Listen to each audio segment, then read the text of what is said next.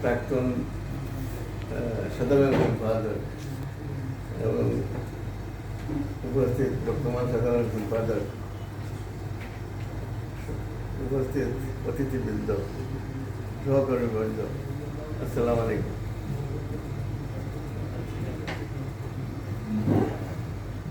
আজকে পূর্ববর্তী দুই বক্তা বলে গেছেন যে আমরা বলার জন্য আজকে আসি নাই, আমরা এসেছি 50 বছর পূর্তি উপলক্ষে সিনিয়র অ্যাডভোকেট তাদের কাছ থেকে তাদের অভিজ্ঞতা শুনবো এবং আমাদের জীবনে তাদের অভিজ্ঞতা কাজে লাগাবো। এই জন্য আমরা এসেছি, আগ্রহ করে এসেছি। আপনাদের সকলের, আমার যে জুনিয়র লইয়ার ভাই আছেন, আমরা সকলে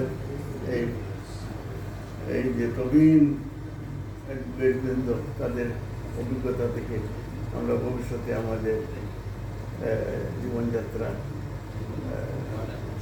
অনুপ্রাণিত হবে, সমৃদ্ধ হবে, এই কামনা করে আমার বক্তব্য শেষ করি।